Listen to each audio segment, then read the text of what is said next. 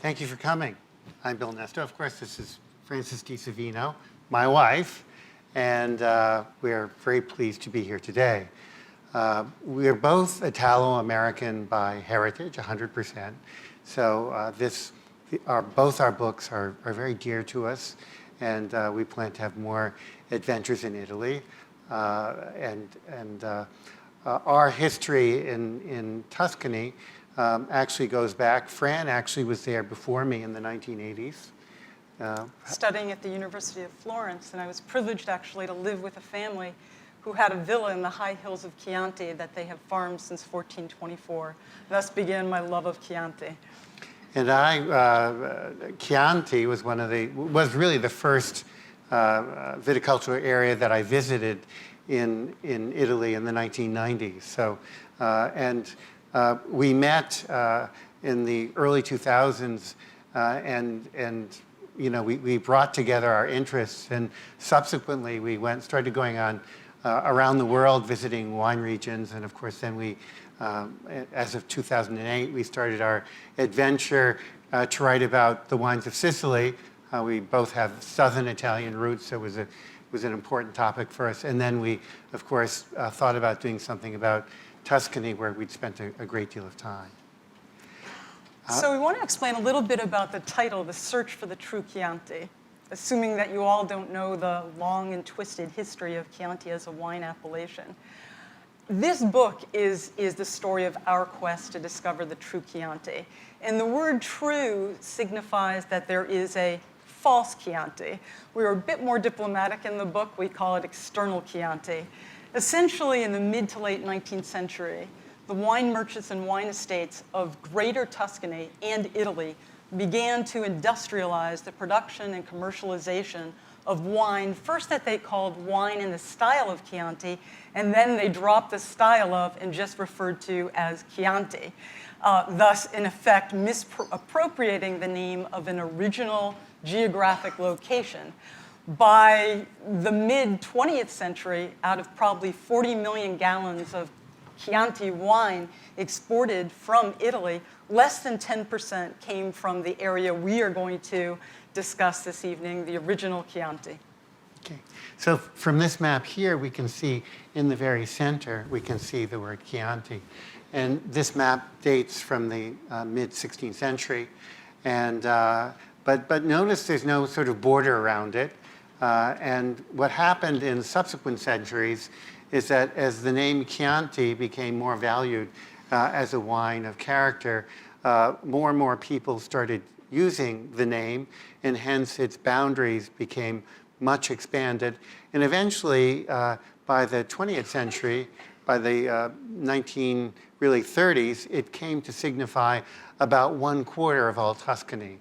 So it became really it's sort of its outline and its personality became dwarfed by sort of an exaggeration, mostly driven by commercial interests. And our book is the story of this, and we approach it from historical, cultural, enological, viticultural, many different perspectives, as well as presenting some profiles of wine producers and their wine. So historically, Chianti was a battlefield between Florence to its north and Siena to its south. By the beginning of the 20th century, a new war of the Chianti erupted, and essentially it was between the wine producers and estates within the original Chianti, this area that is bounded by Greve to its north, which is about 14 miles south of Florence, and the three principal towns of the medieval Chianti, Castellina, Radda, and Gaiole. And this great debate centered on what is Chianti? And people began to write about and analyze, was there a historic Chianti, a geographic Chianti, a geological Chianti, an enological Chianti, and we actually also take a look at the cultural Chianti. Mm-hmm. So here we have two visions, two views of Chianti. One to the left is of Chianti Senese, Siena's Chianti from the south. This was painted by Ambrogio Lorenzetti in 1338. And it's a naturalistic view that shows an idealized city republic with this view that you can see also shows careful viticulture, which would have been the southern part of Chianti, now known as Castelnuovo Beredenga. It's on the second floor of the town hall, the Palazzo Pubblico, in the Sala di Nove, and it's part of a much larger fresco called The Effects of Good Government. On the right, 225 years later, we have a view of the Florentine Chianti painted by Vasari, Chianti Fiorentino. This, unlike the naturalistic painting, is manneristic, and Vasari wrote actually a description of this painting, and he said that he chose a mature Bacchus to demonstrate the excellent wines of this region, which had already earned that reputation.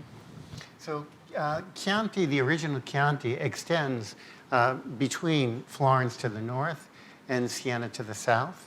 And we'll show some more precise images of it. And it was very much a battleground between these two very important towns, Florence and Siena. And because it was a battleground and because basically it was high hills, because it was very difficult to find your way from one part of Chianti to the next, it remained a frontier for most of its history, and most of the activity, the mercantile activity, surrounded the original Chianti, and that's a good reason, one of the principal reasons why it gradually lost its identity. The Lorenzetti fresco on your left there shows original training systems that the Sienese and the Chiantigiani used, and we refer to this in the chapter on viticulture. So these images were very, very important to us in writing the book. We scoured literature for images and as well as old texts. And in this particular book, in this particular painting, there are the three very important towns of Castellina, Radda, and of course Castel di Broglio in the background. And the characteristic of this image here and the lack of interest in viticulture shows a lot of the different perspectives, cultural perspectives of Florentines who were not as interested in agriculture as the Sienese. At the same time, in showing Broglio, which is the image on the cover of our book, I think Vasari was trying to show that Chianti was largely this territory under the dominion of a feudal family, the Ricasoli Fiordolfi. And tonight you are and will be tasting the wines of Castello di Cacciano, one of the principal castles belonging to that family since the 12th century. The young man on the left in that figure is Chianti. He's a young soldier dressed in the garb of a Roman soldier. He's wearing a crown of vines, if you see it close up, with grape bunches. And if you could go back to that slide, Bill, the shield that he's holding shows the black rooster, the Gallo Nero, which was the symbol of the medieval League of Chianti and the symbol of the consortium of the Chianti Classico growers beginning in the 20th century to symbolize vigilance. Okay, and so here we have two maps, and the map on the left shows you the gradual progression of what was perceived as Chianti over time up until the 1930s, and it shows a center core area right over here, which were the three townships of Castellina, Radda, and Gaiole, and gradually it expanded out. With the popularity of the wine. But then as of 1932, the image becomes this way, where the dark green area in the center is what became known as Chianti Classico, or the historic Chianti, which is really outlined over here as well. But by 1932, as I said, about 1/4 of all Tuscany became Greater Chianti. The paler colored green is actually what's called Chianti without any suffix to it. Our qualifier, Chianti Classico, is the area in the center, which is the dark green color, which really represents a magnification of the essential Chianti, which goes back to I would say the 15th century or 14th century. So this decision that was memorialized in a ministerial decree signed by Benito Mussolini, if you just go back, was one of the greatest challenges to face Mussolini's fascist government. It effectively pitted very powerful interests within Tuscany and Italy. And the compromise that was reached, as Bill indicated, ironically gave the exclusive right to use the name Chianti to this external outer area, as opposed to the area that for centuries was known as Chianti. But it also signified something else. This debate, or this war of the Chianti that I referred to earlier, in essence helped to shape the evolution of Italian wine law. So very tellingly, Italy in 1891 did not sign the Madrid Agreement, which sought to prohibit the false or deceptive use of misleading signifiers, places of origins on various products, including wine. This decision crystallized in a concept in Italy called vino tipico.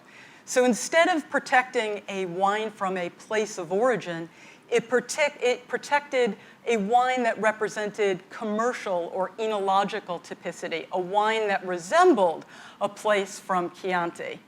And this, in a sense, represented a stark departure from the path that France was on in this very period to protect and ensure place of origin as a guarantee of quality.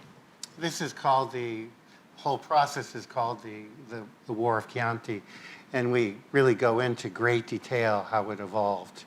And it sort of still is going on in the background right now as well. Right. Essentially, it was a battle between culture and commerce. Okay. Now, Chianti is, the gentleman on the right here, Bettino Ricasli, is the second premier of Italy. And Italy was basically became a nation in 1861. And he was really a character who was from one of the oldest families in Tuscany that goes back to about 1000 AD, living in the center of Chianti. And at one time, his family owned the equivalent of the whole township of Gaioli, which is about 1/5 of the present area of Chianti Classico. So it's an enormously powerful family with a very old history going back to the Longobards. They initially were allied with Siena, but when they were defeated early on, they became really the stalwart defenders of Florence, and from their castle, which we saw in the first image, it's the image on the book, they look down, you can see Siena from that castle, and they really were the knights who defended Florence from the Sienese. And this gentleman was, they were also proud makers of wine, and he was one, Count Bettino Ricasli was one in a long chain of heads of family who oversaw the wine on his property. His property was Castel di Broglio, but the second property was Cacciano, which is the wine you're tasting today. It was one of the many castles in the sort of the realm that this family owned, and he made some.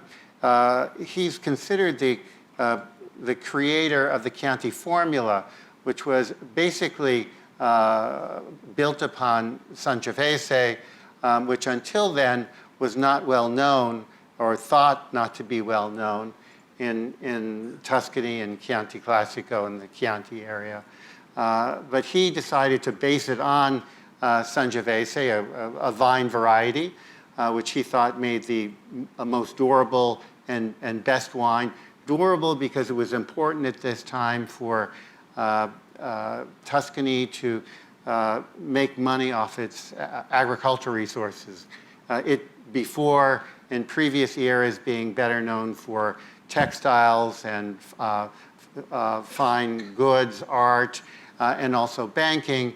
At a certain point in about the 18th century, it turned its head to try and make money off its agriculture. So the ability of Chianti to be able to be exported was crucial.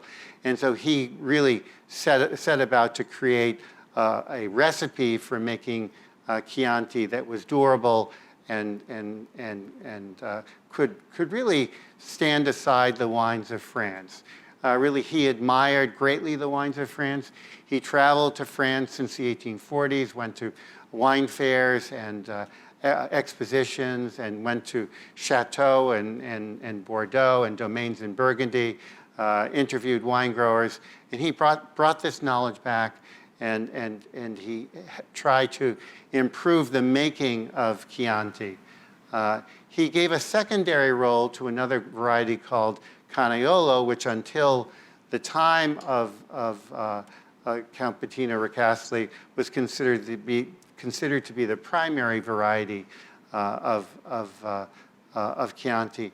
And he also instigated or brought some French techniques into winemaking that made the wine sort of fruitier and more stylish and basically cleaner. He basically changed the traditional style of Chianti, which was based more on long maceration of the juice in the skins and a long time in barrel, and it made sort of a coarser wine. He was trying to make a cleaner, more delicate wine, and so this was his basic claim to fame.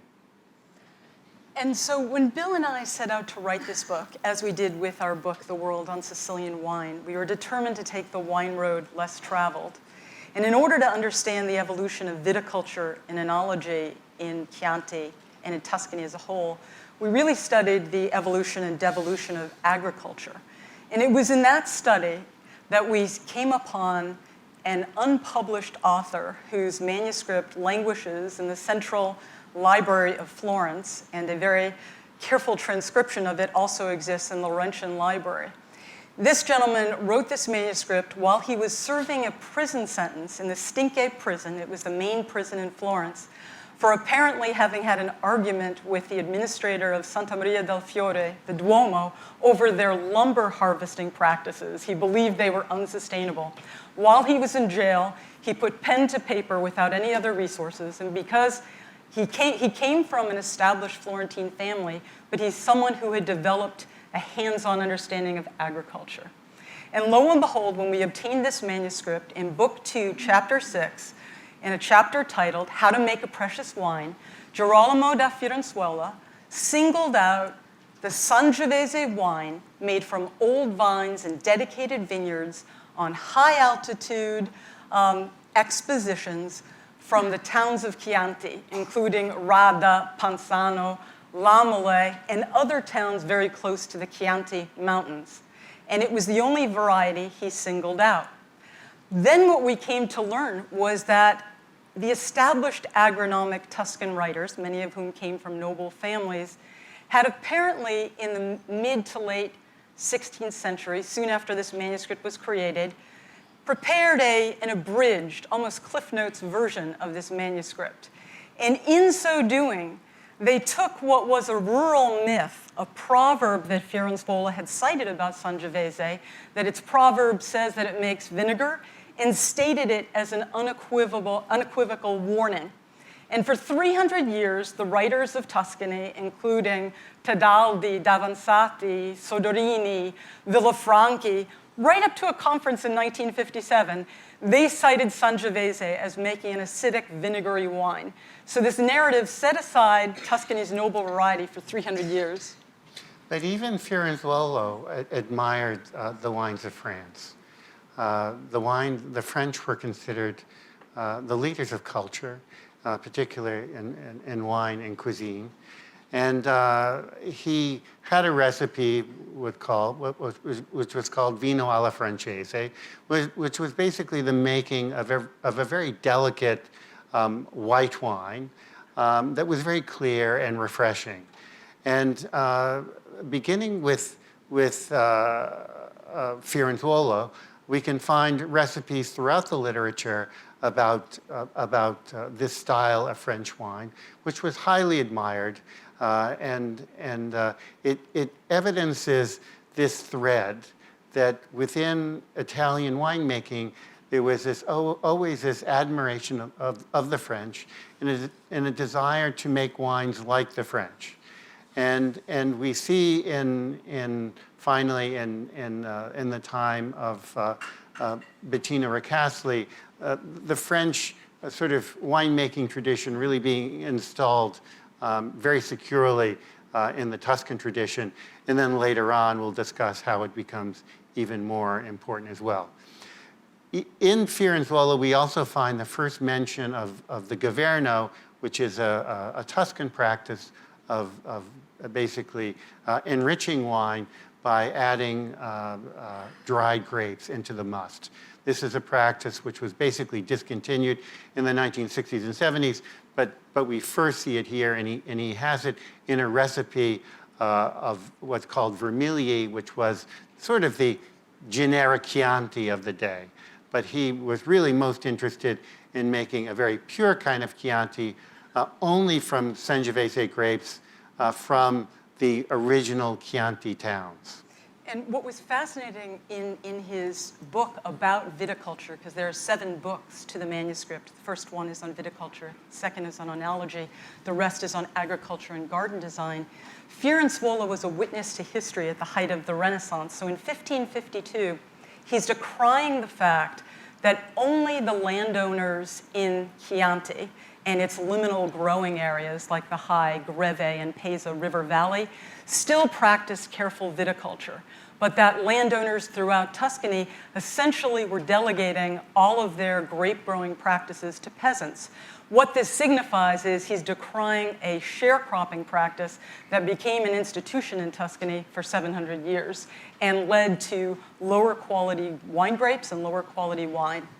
And this sharecropping system existed until the 1960s, and that was another important factor in the big transition of Chianti wine from being a light, vapid, a slightly fizzy wine, often defective, to one which has a lot of character, which we'll be tasting shortly in about 10, 15 minutes. So here are the 2 manuscripts which we were working off of. And we actually found these manuscripts in the last phase of the writing of the text. So we were scrambling to integrate this version of Firenzuola. We knew about the version that was printed in 1871 in the library in Siena, but we didn't know about this version, which was the full version, which we found in 2 libraries in Florence. And the version on your left is what we think is the original version. We could barely read it. Of course, it's in script. It looked like it was hastily written. And the version on the right, we can see, is much more clearly written. It was written by a scribe. There are some misspellings, but it was very easy to read. So we were able to, by juxtaposing the 2 manuscripts, we were able to be sure that they were exact, that this was exactly the transcription of that text. And so we were able to read the original text. This text has basically been overlooked since the mid-16th century, and it's the cause of the lack of interest in Sangiovese, because it was based upon the text in the library in Siena, which was printed in the late 19th century. Sangiovese made wines which easily turned to vinegar and were very sour and acrid. And this was an idea which was basically passed down through generations of winemakers, so Sangiovese was avoided. If they'd actually read the original text, they would have seen that Firenzuola really highly regarded Sangiovese as the star performer in the Chianti area. In February, we were privileged to present our book at the Geographic Academy in Florence, which dates from 1753 across from the Uffizi Gallery. And in 1803, a Tuscan abbot named Fiacchi had given a lecture there himself, and he had scolded the Florentine intelligentsia for laying buried in the archives this unpublished manuscript, which in his opinion, and in ours, is probably the greatest treatise on agriculture produced in Tuscany. And so we went back almost a little more than 200 years later to remind them of that fact. And subsequent writers who were all in the noble classes, there was a big craze to write agricultural treatises after the time of Firenzuola. And they basically lifted a lot of Firenzuola's actual language. And in our book, we basically show some of the lifting that occurred. So plagiarism was alive and well in Florence in the Renaissance. In fact, I think it was Davanzati who, in the introduction or preface to his book in the late 1590s, acknowledged that there was an earlier work that he squeezed some for its juice. So we come up to the 20th century and the wines that were produced in 20th centuries. And two figures bring forward this theme of French influence and traditional Italian influence. In other words, the influence that moved through principally Bettino Ricasli, and the influence that came through another route. And I'll talk about that route in a moment. First, the route, the gentleman on your left is Giacomo Taccas, who was idolized French wine, particularly Bordeaux. His mentor was a gentleman named Émile Peynaud, who became the consultant for the Antinori Company. Taccas worked for the Antinori Company, and he was the enological architect of Sassicaia and Tignanello, Celaya, the famous wines which were either commercialized or actually produced by the Antinori firm. And these wines became known and gave birth to a whole genre of wine called Super Tuscan.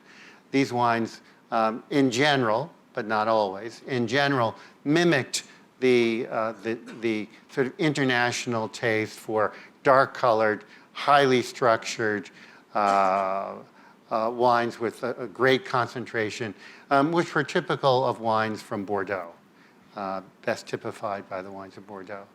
And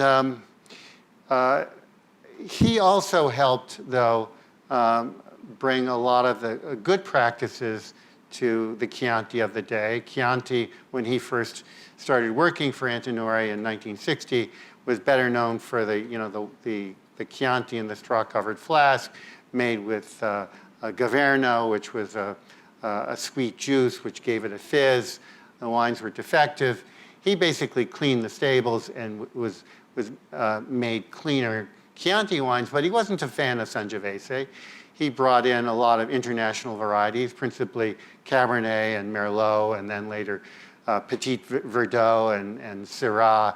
And so he also importantly brought in the use of French barriques and new French barriques, which added structure and aroma to wine and made them much more accessible and sort of understandable to the international palate, particularly the wine journalists of the day, the wine critics who rated wine. So he played a very important role in sort of taking Tuscany out of a period where its wines were, particularly its Chianti wines, were not highly regarded, where you couldn't get much money for them.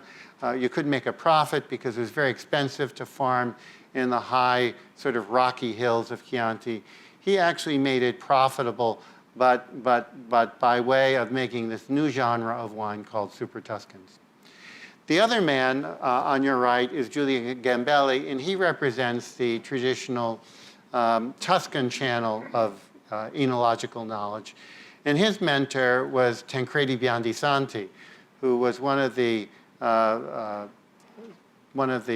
family members that came through several generations of Biandisantis who worked in Montalcino, who isolated a clone of Sangiovese, which probably actually came from Lamele, the heart of Chianti Classico, or the very heart of Chianti, but basically was selected for use in Montalcino. He was trained in Italy. He became an important wine consultant from the 1920s all the way up to 1970 when he died. And he became the mentor of Giulio Gambelli. Gambelli was the poor. He grew up in a town called Poggibonsi. He was the son of a family which owned a tobacco store, so fairly poor. In the early 1940s, 1939, Giulio Gambelli was looking for work, and he walked into the consorzio there. It was basically a cooperative, and Tancredi Biandisanti was the enological director, and he lined up 6 wines for Gambelli, and he said, "Which ones do you like and why?" And Gambelli went down the list and told him precisely what he wanted to hear, which was the best wines and why. And so immediately he was hired on the spot, and from that point on, he basically worked by the side of Tancredi Biandisanti. And he believed in longer macerations on the skin, and he believed in long maturation in barrel, bigger barrel, not barrique. And above all, he believed in Sangiovese.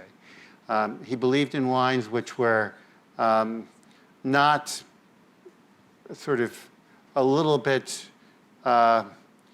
more expressive in the sense that they had higher levels of volatile acidity than Tacchus liked. Tacchus had shorter vinifications, more controlled vinifications, but he represented the style of wine that has always been in Chianti and became the style of the Biandisanti family and a style of the traditionalists like Gianfranco Soldera was. He consulted for Gianfranco Soldera, who was the owner of Casabasse and Montalcino, which is an arch traditional producer. So you have these 2 people here in Chianti, one person representing France and going all the way back, and the other person representing traditional Italian wine, Tuscan wine, and Gambelli was the consultant for Montevertini and a host of other estates, Rodano, a bunch of other traditionalists, and their style is very different and represents that sort of character. So you can learn all about this in the book. I think it sort of shines the light on what happened in Tuscany enologically in the 60s, 70s, 80s, and 90s. Right now, there's a return to the traditional style, so it is a good time for Gambelli, who is largely forgotten or under the covers, a lot like Firenzuolo was, to be recognized, and we recognize him in the book.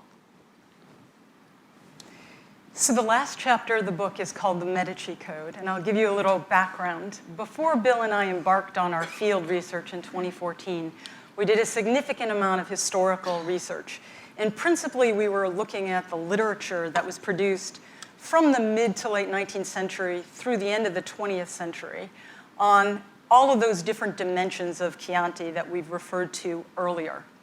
And so when we went to Tuscany, and in the context of general research, we went to an estate that had these 2 large reproductions of these Baroque decrees. And we had never seen them before, and we inquired what they were. Well, the document on the left is called a bando. Bando means edict or decree.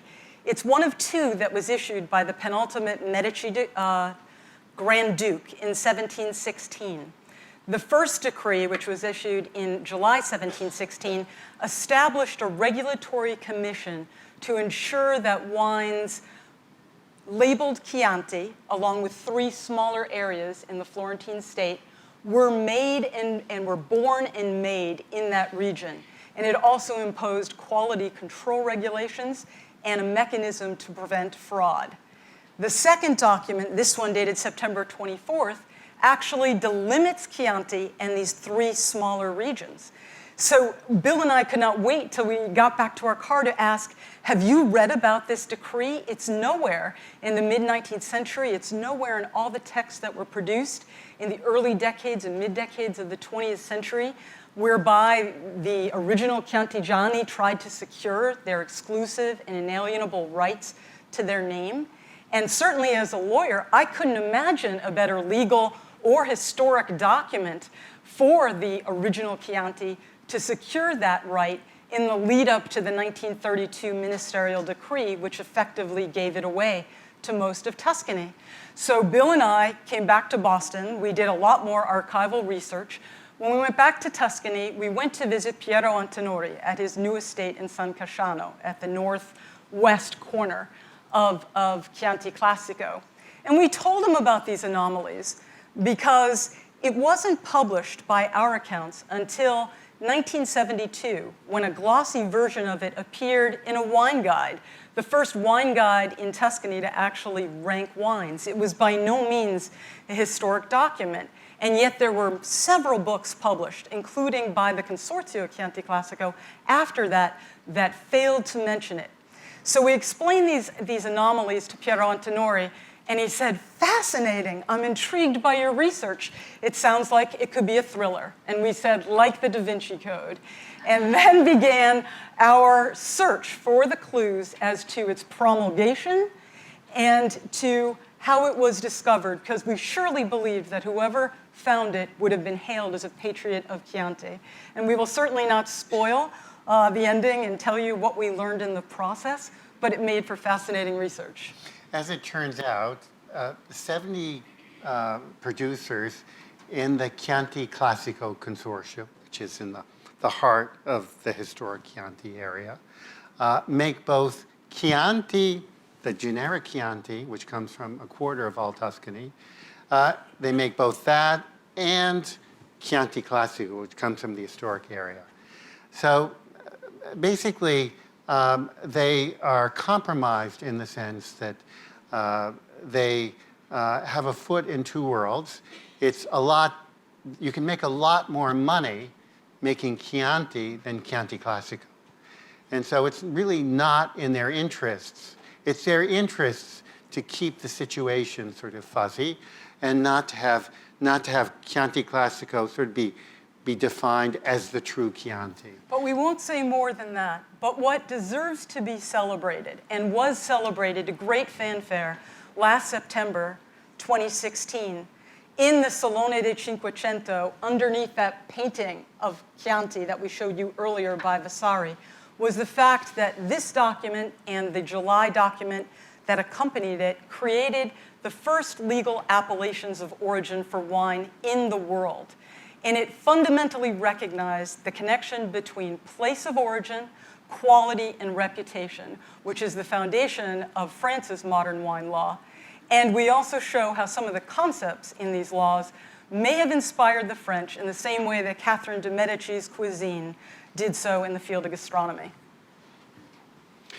This is the estate, Castel di Chiacchiano. This is the estate where the wines, the grapes are grown, which makes the wine that you're going to be drinking tonight. All the wines are basically Sangiovese, except for the dessert wine. These are the wines which you'll be trying. The first wine which you've had is a Spumante Metodo Classico, which basically means it's made using the champagne method. Because they're in the European Union, they can't use the word champagne outright, but it's basically second fermentation in the bottle, and it's made with 100% Sangiovese wine. So it's a very gentle pressing of red grapes. You take the clear juice, you make a wine, and then you basically re-ferment it in the bottle in which it's served from. And I think it's a very pleasant wine. There's no real reason why, other than tradition, why Chianti Classico can't make white wines or sparkling wines. In fact, before the first Chianti mentioned in the late 1300s was a white wine. So the Verdea and the Malvasias from Chianti were famous in the Middle Ages. So there's no reason why Chianti Classico can't produce great sparkling wine in white wines. But right now, they're known for red wines, and they're Sangiovese driven. The next wine is a Chianti Classico, which is what's called the basic or annata Chianti. This particular wine is over 95% Sangiovese. By law, it has to be over 80% Sangiovese. This particular estate is a traditional estate. In these particular wines, it doesn't use Merlot and other international varieties. It uses other native varieties. And it also tends to have longer macerations and tends to release its wines later. In fact, Gambelli Julian Gambelli was their consultant until about 8 or 9 years ago. So this really comes out of the Gambelli group. And I just want to underscore but I think Chianti Classico's, the basic wine, is a lot of times the freshest wine. So it's the least expensive wine. The first wine probably costs about in the mid-30s. The second wine is in the early 20s. But just because it's less expensive and considered basic doesn't mean it's not the best. I just wanted to underscore again, the family that owns this estate is the Ricasoli Fiordolfi. And one of the things that's so unique about the wine road in Chianti is that when you visit, you will meet people like Giovanni Ricasoli Fiordolfi or Francesco Ricasoli at Broglio next door. And they are the 32nd barons of their properties. Basically, they were feudal lords dating from the 12th century. Okay. You'll be enjoying this wine and the next wine in the room where we have the minerals. A beautiful room where you can sort of walk around and look at all these beautiful minerals. And the second wine is Chianti Classico Riserva. Riserva basically means that it's been kept longer in the cellar. In fact, it has been by about a year in this case, but not much longer than a year. Probably the selection of grapes was a little bit more rigorous, and the maceration time, the time when the must was fermenting and the skins were in contact with the fermenting must and the wine is longer because the skins were of higher quality. And this until 2014 was was considered the highest level of Chianti Classico. But in 2014, they changed the law and added another category called Gran Selezione, which is now the highest level of quality control. When I say quality control, these are just each of these wines has to accord to minimum standards of production, alcohol levels, time in wood, et cetera. But the actual, the word quality in this sense refers to quality control, not how much you like the wine. Again, this wine is probably it's an older wine, 2009. It comes from a fairly warm vintage. It's going to taste a little bit more woodsy and have a little bit lack some of the fresh fruit, probably more astringency and structure, more concentration. Again, it's a wine which probably should be served with stronger cuisine and in the normal course of a dinner. You should probably follow the order of the Annata, which is the 2012, then the 2010, and then the 2009 with the stronger food. And you'll be enjoying this particular wine in a room where there's photography of microbes. And I think it'll be very interesting to walk around but they really look like works of art. They're very... We can't imagine a more evocative setting for a wine tasting than the Harvard Museum of Natural History. As Bill said, the first two wines are in the gallery for minerals, and certainly that evokes subsoil and soil, topics that are much discussed in research in wine. And then you'll move over to microbes, which are also directly involved in the fermenting process. Yes. These wines have been released in the last year or so, so you can see how late Cacciano releases its wine, because this is its sort of signature. It likes to give wines time to evolve. Many estates will be coming out with these wines. The 2009, it's hard to find a 2009 Chianti Classico in the marketplace now. The last wine is a special wine. It's a Vinsanto, and this is a white wine, but it's a specialty white wine. This is the white wine which every family in Tuscany made, or almost every family. Historically, for instance, the Mezzadri would make, all the Mezzadri families would make their own Vinsanto. Sharecroppers, as a Mezzadri. They would, by law, they had to, by their agreement with the owner of the property, they had to share half the grapes. So naturally, they wanted to sort of keep a part of that half, keep a part of the total crop hidden, so they didn't have to share anything. This was always the game with sharecropping, is that the sharecroppers never want to share anything with the owner. So they would do a pre-harvest of grapes, of white grapes, and red grapes, because Canaiolo really was an important variety in Vinsanto. And this wine does have some Canaiolo in it, along with Malvasia.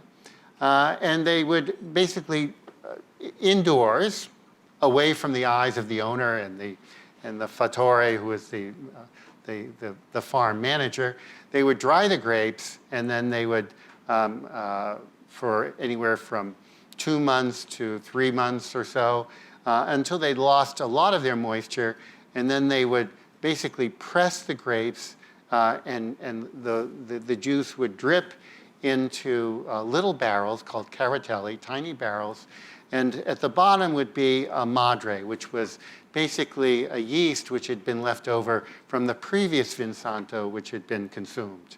And a lot of these madres go back generations, 50, 60, 70 years. It's those of you who make yogurt or anything like that know that you can use a culture over and over again.